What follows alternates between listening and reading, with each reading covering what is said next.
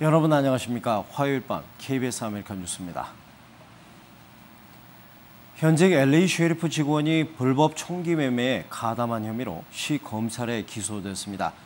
이 직원이 유통시킨 불법 총기는 실제 범행에 사용된 것으로 알려져 충격을 주고 있습니다. 윤범수 기자가 취재했습니다.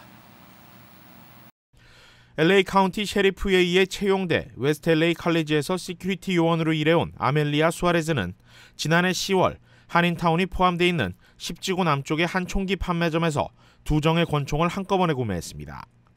수아레즈는 이 중 한 정을 리버사이드 카운티에서 되팔았습니다. 총기에 대한 대리 구매는 연방법으로 금지돼 있고 LA에서 일반인이 한 달 이내에 한 정 이상의 총을 구입하는 건 역시 불법입니다. 하지만 수아레즈는 셰리프 소속인 자신의 신분을 악용했고 구매 서류도 허위로 작성했습니다. 시 검찰은 판매된 총기가 실제 범행에 사용됐다고 밝혔습니다. Ms. Suarez unlawfully transferred one of the guns at issue in this incident to a friend. And we allege that that friend then allegedly used that weapon to commit a homicide.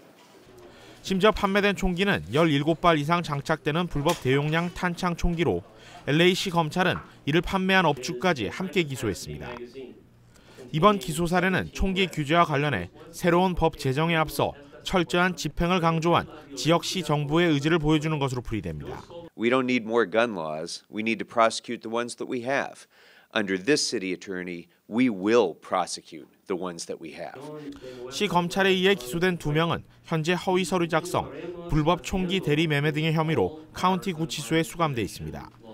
유죄가 인정될 경우 최대 1년의 징역형을 받을 수 있는데 검찰은 이들의 총기 범행 가담 여부도 기소를 검토 중입니다. KBS 뉴스 윤범수입니다. 지난주 시애틀에서 발생한 버스 참사로 중태에 빠졌던 한국인 여학생이 끝내 사망했습니다. 사고 당시에 중태에 빠졌던 피해 학생은 지난 며칠간 의식 회복을 위한 힘겨운 사투를 벌였지만 결국 깨어나지 못했습니다. 노승욱 기자의 보도입니다. 지난 24일 시애틀에서 발생한 버스 사고로 중태에 빠졌던 한국인 여학생이 의식을 회복하지 못하고 끝내 숨졌습니다. 김 씨 성을 가진 20세 여성으로 알려진 이 학생은 부상을 당한 13명의 한국인 가운데 가장 위독한 상태였습니다. 한국에 있던 김양의 부모는 사고 직후 시애틀로 건너와 김양이 일어나기만을 기다렸지만 부모의 간절한 바람은 이루어지지 않았습니다. 시애틀 총영사관 측은 사망자의 신원에 대한 공식적인 언급은 피했습니다. 한편 사고 피해자의 대부분이 재학 중인 놀시애틀 칼리지 측이 김양과 같은 유학생 희생자에 대한 애도의 뜻을 표했습니다. For someone to come from another country to learn here and being excited about an opportunity to have a tour and then have this tragedy occur, it's painful for our students and it's painful for all of our employees here. 이번 사고의 원인으로는 학생들이 탑승했던 버스를 들이받은 라이드 더 덕스 차량의 정비 결함이 지목됐습니다.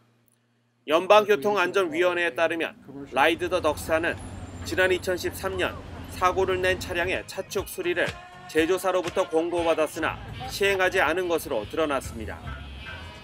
이번 사고로 한국을 포함해 오스트리아와 인도네시아 그리고 일본과 중국 국적의 유학생 5명이 숨졌습니다. KBS 뉴스 노승욱입니다. 9.11 희생자와 참전 용사를 돕기 위한 터널 투 타워 행사가 3만여 시민이 참여한 가운데 펼쳐졌습니다.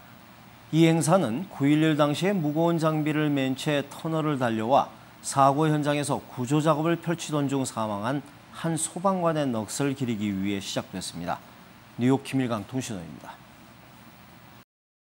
뉴욕 브루클린 배터리 터널 입구 9.11 희생자와 참전용사 기금 마련을 위한 터널 투 타워 런앤워크 행사. 올해로 14년째를 맞아 3만여 명이 함께 걷고 달렸습니다. Our goal as a foundation is to take sadness and bring some joy. 터널 투 타워 행사는 9.11 당시 브루클린에 있던 한 소방관이 60파운드의 장비를 메고 터널을 지나 무역센터 사고 현장까지 뛰어서 들어와 구조 작업을 한 것을 기리기 위해 시작됐습니다. 스테판 실러란 이름의 이 소방관은 결국 목숨을 잃었습니다. I'm sure he was running and saying, God, you know, I have children, but his job was to save people and that overcame everything. 이 행사를 통해 모금되는 기금은 9.11 당시 부상이나 장애를 입은 구조대원과 참전 군인들을 위해 사용됩니다.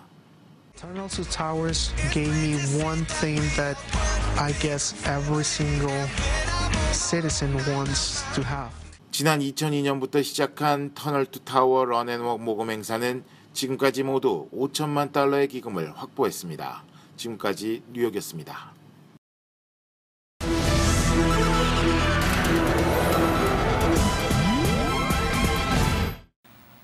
높아지는 국민들의 비만율, 미국 정부의 걱정이 큽니다.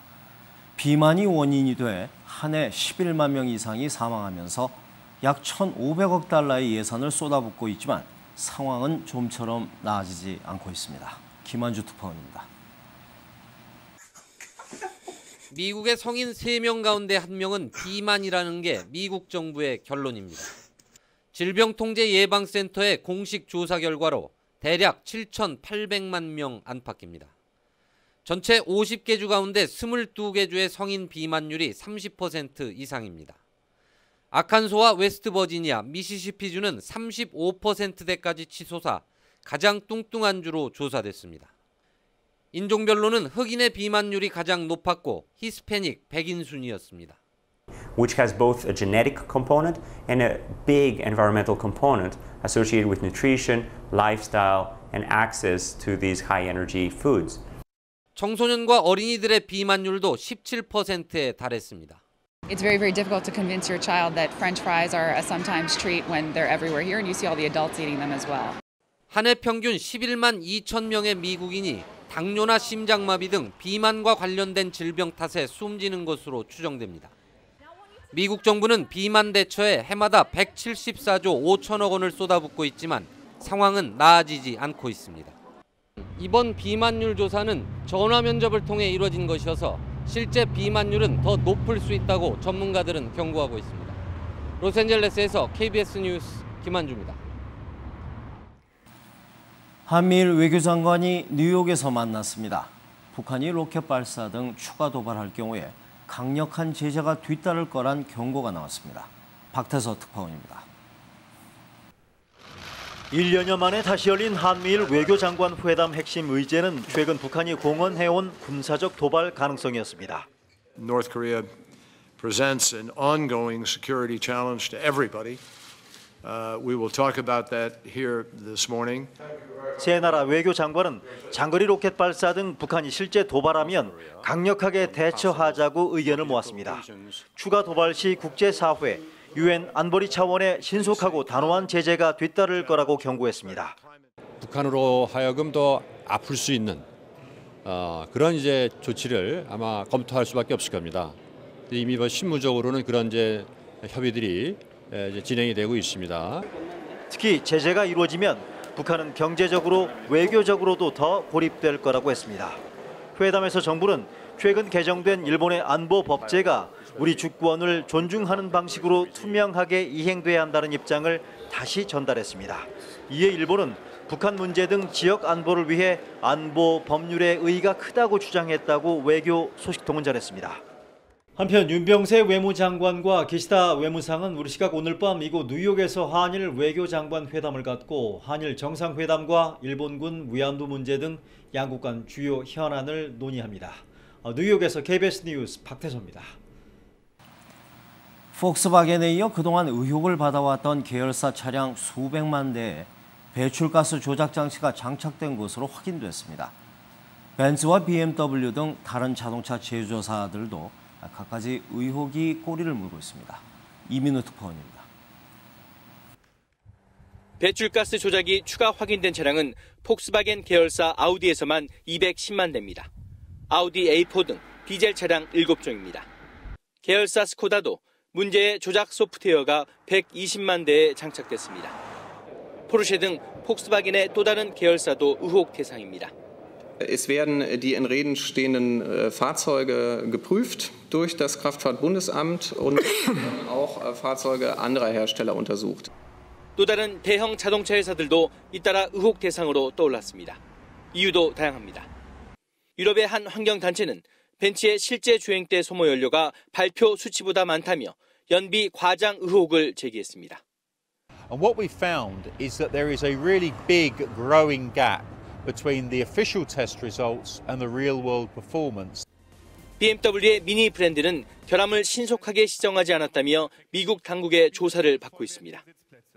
독일 검찰은 폭스바겐 전 최고 경영자 빈터 코른을 사기 혐의로 수사하고 있습니다. 또 배출가스 조작이 있다는 내부 경고를 폭스바겐 경영진이 묵살했다는 보도가 잇따르고 있어 검찰 수사 대상은 더욱 확대될 것으로 보입니다. 베를린에서 KBS 뉴스 이민우입니다. 영국 정부가 순위파 극단주의 무장단체인 이른바 이슬람 국가에 합류한 영국인 4명을 유엔 제재 명단에 올렸습니다.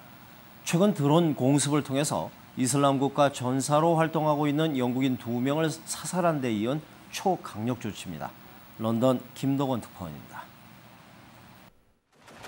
순위파 극단주의 무장 조직인 이슬람 국가, 즉 IS에 합류한 영국 국적의 지하디스트 4명이 유엔의 테러 제재 대상에 포함됐다고 영국의 BBC가 보도했습니다. 이들 4명은 시리아 내에서 IS 대원의 모집책 등으로 활동해온 것으로 전해졌습니다. 제재 대상이 되면 여행이 금지되고 자산이 동결됩니다. 지난 2006년 유엔이 반테러 제재 명부를 내놓은 이후 영국 시민권자가 제재 명단에 오른 것은 이번이 처음입니다. 영국은 지난달 시리아 라카에서 드론의 정밀 공습을 통해 IS 대원으로 활동하고 있는 영국인 2명을 사살한 바 있습니다. 영국군이 전시가 아닌 상황에서 자국민을 공격한 건 역시 처음입니다. 이처럼 영국 정부가 초강력 카드를 꺼내든 것은 IS에 가담하고 있거나 앞으로 가담하려는 영국인에게 강력한 메시지를 전하기 위해서입니다.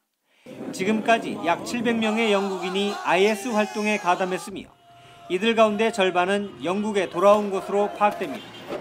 영국 정부 관계자는 IS에 합류해 영국에 위협을 줄 경우 끝까지 추적할 것이라고 밝혔습니다. 런던에서 KBS 뉴스 김덕원입니다. 오늘 뉴욕 증시는 세계 성장 둔화에 대한 우려와 미국 기준금리 인상의 불확실성이 지속된 가운데 혼조세를 나타냈습니다. 원달러 환율은 1194원 50전입니다.